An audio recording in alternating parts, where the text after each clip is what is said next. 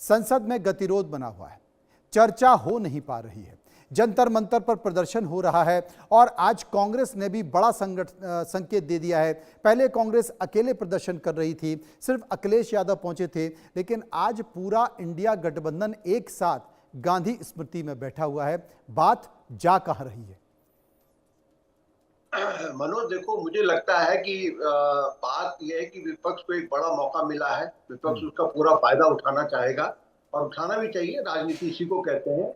और कांग्रेस पहली बार एक सही दिशा में जा रही है। उसको ठीक जो उसको इस समय उसने फैसला किया है राहुल गांधी ने, और जिस तरीके से बयान कांग्रेस के नेता दे रहे हैं, वो मेरे को लगता है एक बहुत लंबे समय बाद लगा कि कांग्रेस एक ठीक रास्ते पे जा रही है। अब वो कितना कब तक जा पाएगी ठीक रास्ते पे, ये कब तक चलेगा, ये भविष्य बताएगा। लेकिन हाल फिलहाल एक ठीक रास्ता चुना है।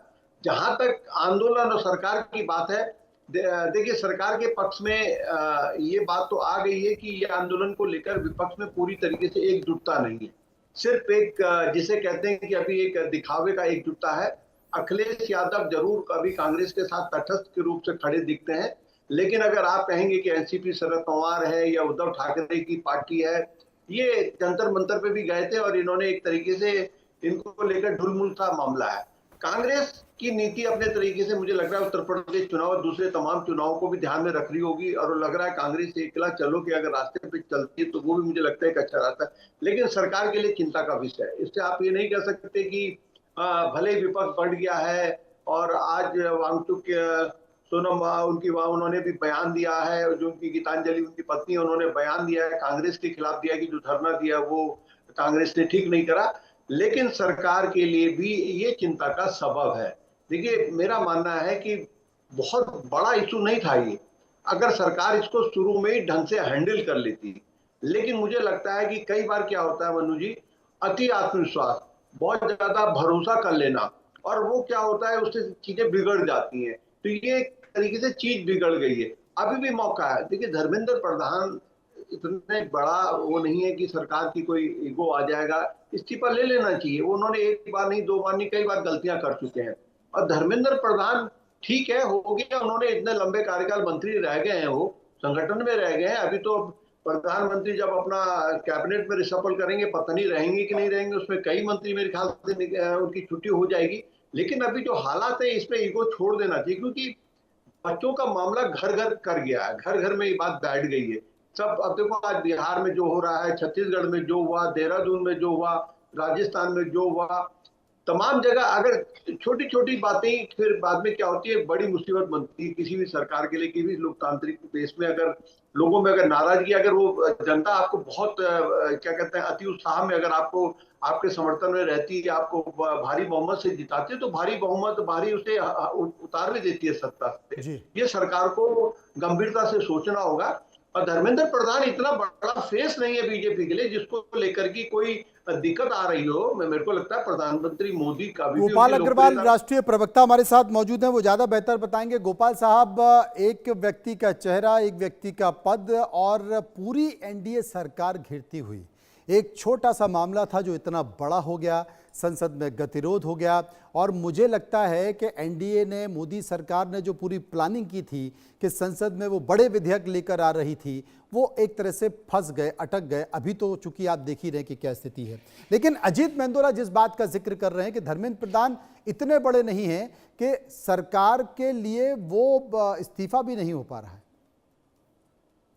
देखिए, मैं मनोज जी एक दो बातें यहाँ स्पष्ट रूप से कहना चाहता हूँ कि सरकार विद्यार्थियों के समस्याओं के लिए पूरी संवेदनशील है। उनके आंदोलन को भी पूरा रिस्पेक्ट देते हैं। उनके आक्रोश के बारे में जो चुनौतियां देश के सामने है, एम्प्लॉयमेंट जनरेशन की, एजुकेशन की, उसमें स्किलिंग की, उन सबको भी हम पूरी तरह से समझते हैं और उसके लिए एक लॉन्ग टर्म तरीके से और शॉर्ट टर्म तरीके से काम कर रहे हैं। दूसरी बात, जब नीट का यह जो पूरा प्रकल्प शुरू किया था, उसके पहले जिस तरह से यह पूरा एंट्रेंस एग्जाम होता था, उसमें कहीं ना कहीं ऑब्जेक्टिविटी नहीं थी, सब्जेक्टिव और स्टेट्स के अलग अलग यूनिफॉर्म प्रोसेस नहीं थी। उसको एक national wide uniform process, equality लाने का प्रयास सरकार का था। टेक्नोलॉजी ड्रिवन एक ट्रांसपेरेंट एक इकोसिस्टम एग्जाम का क्रिएट करने का नीट का प्रयास था, जिसमें सरकार ने एक सफलता भी प्राप्त की और आगे भी बढ़े। लेकिन उसमें ये ग्लिचेस आ गए, टेक्नोलॉजी में आ जाते हैं, करप्टिव लोग घुस गए, कुछ लोगों ने उसको मैनिपुलेट किया। उसके ऊपर में सरकार ने 11 तारीख को जैसे ही पता चला एक्शन भी लिया, उसे कॉम्प्रोमाइज हो गया सिस्टम तो तुरंत निरस्त भी कर दिया, दोबारा भी एग्जाम किया। ये एक पक्ष है। अभी भी जो आंदोलन कर रहे हैं छात्र, उनके साथ संवेदनशीलता के साथ हम उनकी समस्या को समझते हैं और उसके साथ अपनी भावनाओं को साथ में लेके चलते हैं। जी। दूसरा पक्ष जो है वो राजनीति का है।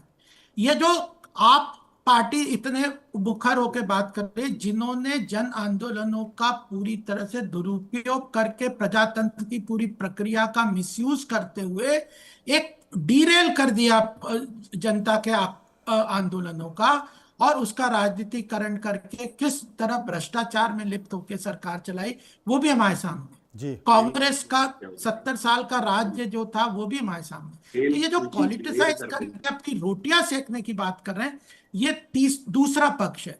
तीसरा ये है कि अब इसका रिफॉर्म क्या करना है। एक्शन भी सरकार ने ले लिया, परीक्षा दोबारा ले ली। सर प्रधानमंत्री ने कह दिया कि हम फास्ट ट्रैक कोर्ट से लेके लाएंगे, रिफॉर्म्स जो सजेस्ट करेंगे और रिफॉर्म एक्सप्रेस की तरह और रिफॉर्म करेंगे।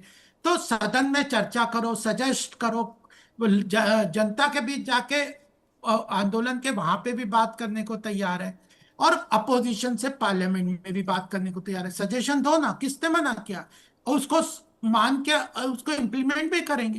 तो ये जो केवल आक्रोश को हवा दे के अपनी राजनीतिक रोटियां सेकने का काम कर रहे हैं पॉलिटिकल पार्टी, विशाल जी, आपकी तरफ इशारा है कि आक्रोश को हवा देकर राजनीतिक रोटियां सेकने का काम कर रही है कांग्रेस, और इन्हें जनता की भावना से कोई लेना देना हमें तो नहीं लगता। अब ये तो यही बताएंगे। देखिए मनोज जी, जिस तरह भारतीय जनता पार्टी के प्रवक्ता ने अपना पक्ष रखा, हाँ, ये कोई भी राजनीतिक प्रवक्ता के लिए यही बातें होनी चाहिए। इन्होंने टोटल अपना भारतीय जनता पार्टी का तो पक्ष रखा, इस देश का पक्ष कब रखेंगे? क्या हो रहा था पिछले दिनों में, बहुत सारे टीवी चैनलों के माध्यम से दिखाया गया जिस तरह मोदी जी के सुरक्षा कर्मियों ने भारत देश की बेटियों का चीरहरण करने का काम किया। कहां थे तब भारतीय जनता पार्टी के लोग? कितने वीडियो वायरल हुए हैं। आज विपक्ष का असली धर्म क्या होता है? विपक्ष का धर्म होता है कि देश के आम जनमानस की आवाज को उठाना, उसको मजबूती से उसको न्याय दिलाने का काम होता है। आज जब विपक्ष अपना धर्म अदा कर रहा है तो ये बता रहे राजनीति करेंगे, धर्म की राजनीति ये करते हैं, मंदिर के नाम के राजनीति ये करेंगे, तो विपक्ष क्या घर में लूडो खेलेगा? विपक्ष अपना धर्म ईमानदारी से निभा रहा। 80% युवाओं ने भारतीय जनता पार्टी को वोट देकर इनकी सरकार को बनाने का काम किया। अपनी थाली बजवा कर इन्होंने अपनी सरकारें बनवाई। आज क्या हो गया? मोदी जी कहां बैठे हुए हैं? आज युवाओं के लिए क्यों नहीं बोल रहे? तो मोदी जी आते थे, मोदी जी बताते थे इस तरह परीक्षा की तैयारी करनी है, इतनी बजे उठना है, छात्रों को यह करना चाहिए। आज पेपर लीक पर चर्चा मोदी जी क्यों नहीं कर रहे? क्यों आज देश के युवाओं से दूर भाग रहे हैं? एक बात जान लीजिए, जिन युवाओं के बल पर देश की सरकारें बनती हैं, वो युवा पर्याप्त है इस देश की सरकारों को उखाड़ फेंकने के लिए। जब आप प्रभु राम की मर्यादा, प्रभु राम के मंदिर की चोरी करते हैं और उस चोरी में चंपत राय को हटा दिया जाता है, तो आज ऐसा कौन सा राज धर्मेंद्र प्रधान जी का, मोदी जी का जान रहे हैं कि उनको नहीं हटा पा रही है भारतीय। वही एक बड़ा विषय हो रहा है। पुष्पेंद्र श्रीवास्तव और जुड़े हुए हैं, एक बार उनकी बातों को भी सुन लेते हैं, उसके बाद फिर चर्चा कर लेंगे। पुष्पेंद्र जी, आपकी राय। अनम्यूट कर लीजिए, आवाज नहीं आ रही है।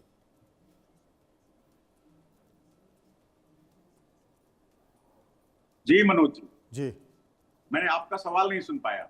मैं ये कहना है कि कांग्रेस ने तो साफ कह दिया है कि भाई सरकार नहीं सुन रही है, वो तमाम सुरक्षाकर्मी वहां पर उनके सपनों को कुचलने का काम कर रहे हैं, और धर्मेंद्र प्रधान का इस्तीफा सरकार नहीं दे रही। जब चंपत राय को हटा सकते हैं तो धर्मेंद्र प्रधान को हटाने में क्या आपत्ति है? देखिए, बिल्कुल सही बात है।